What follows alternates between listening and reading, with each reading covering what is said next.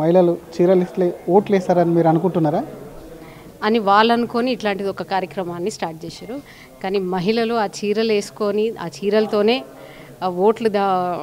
Vote bank తయారు చేసుకోవచ్చు అని వీళ్ళు ఏదైతే నమ్ముతున్నారో అది వీళ్ళకే తిప్పికొట్టే టైం వచ్చింది కాబట్టి వీళ్ళు ఇట్లాంటి పిచ్చి పిచ్చి పథకాలన్నీ కూడా మహిళలకి ప్రవేశపెడుతున్నారు అనేది మా ఉద్దేశం. కానీ మీకు వచ్చినటువంటి ఇబ్బంది మరి ఓట్లు రాలేదని వాళ్ళు అనుకుంటున్న వాళ్ళ మూర్ఖత్వం అనుకోవచ్చు కదా, మీ ఇబ్బంది ఏంది అది చెప్పండి. ఏమంటారు? చీరలు పంచితే మీరు దాన్ని వ్యతిరేకిస్తున్నారా, ఏం చేస్తున్నారు అనేది మీరు మీరు అబ్జెక్షన్ ఏందనేది. చీరలు పంచడంలో మా అబ్జెక్షన్ లేదు. కానీ ఏమన్నాడు ఆయన, చీర సారే రూపంలో ఆడబిడ్డలకి చీర ఇస్తారు.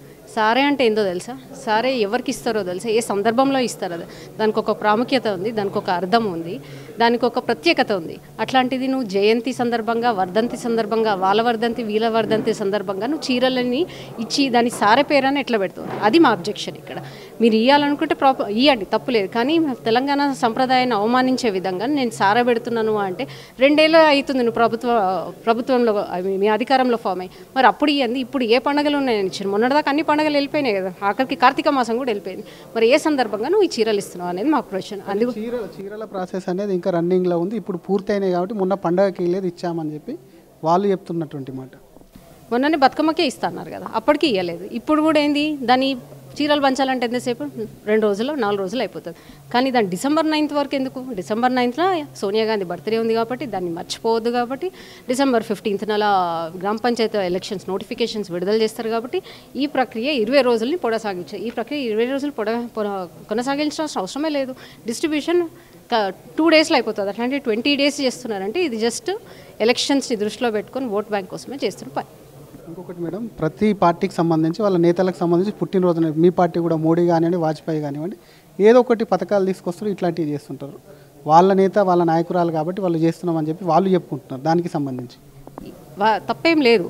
కానీ వాళ్ళకి ఏదైనా యూజ్ అయ్యేది చేయమని చెప్పాను. అంటే దాని ద్వారా వాళ్ళు కాళ్ళ మీద నిలిచిన విధంగా, ఆడపడుచులు కాళ్ళ మీద నిలిచిన విధంగా అట్లాంటి స్కీమ్స్ ఇవ్వమని చెప్పండి, అట్లాంటిది ఏమైనా ఇవ్వమని చెప్పండి.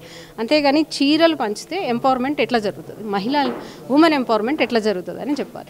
మీరు ఆ స్కీమ్ ఇప్పుడు మేము కూడా ఏం చేస్తాము, సేవా పక్వాడా అని చెప్పేసి మా నరేంద్ర మోడీ గారి బర్త్డే సందర్భంగా చేస్తాం. అది ఎందుకు చేస్తాం?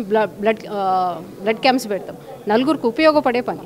ఇది దేనికోసం చీరలు పంచుతున్నారు అంటే దీని ద్వారా ఉమెన్ ఎంపవర్మెంట్ ఎక్కడ జరుగుతుంది అనేది మా క్వశ్చన్. ఇక్కడ మంత్రుల భార్యలు కూడా కట్టుకునే విధంగా చీరలు ఉన్నాయి అనేది కొంత చర్చ జరుగుతుంది. చీరలు చూసినరా మేడం? మీరు క్వాలిటీ బాగున్నాయి, చూసారా మీరు ఏమన్నా? తెలియదు, మేము చీరలు చూడలేదు. ఎందుకంటే అర్బన్లో మార్క్స్లు ఇస్తారంట కదా, సో ఇక్కడ అర్బన్ ప్లేసెస్లో ఎక్కడ చీరలు రాలేదు, రూరల్ ప్లేస్లో ఇస్తున్నారు. మంత్రులు కట్టుకున్నప్పుడు వాళ్ళు కట్టుకొని మా భార్యల ఫంక్షన్లో తీసుకొచ్చినప్పుడు ఈ క్వశ్చన్ అడగండి, నేను ఆన్సర్ చెప్తాను. Thank you madam. అది చీరలు ఇస్తే కూడా ఎటువంటి అభ్యంతరం లేదు, కానీ ఇప్పుడు అకేషన్ లేకుండా ఎందుకు చీరలు ఇచ్చారు? ఓట్ల కోసమే మహిళల్ని వాడుకుంటున్నారు కాబట్టి అటువంటి రాజకీయాలు మానుకోవాలి. సారే అని చెప్తే సారే మీనింగ్ అసలు అటు ముఖ్యమంత్రికి తెలుసా అని చెప్పి కూడా బీజేపీ రాష్ట్ర మహిళా మోర్చా అధ్యక్షురాలు శిల్పారెడ్డి ఫైర్ అవుతున్నారు. చరిత్ర సృష్టించినోడు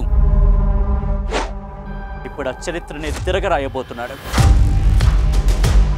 అబద్ధాల గోడల్ని బద్దల కొట్టి నిజాలను రాగా మీ ముందుంచబోతున్నాడు. నిజమైన వార్తల కోసం వెంటనే డౌన్లోడ్ చేసుకోండి రా యాప్ని.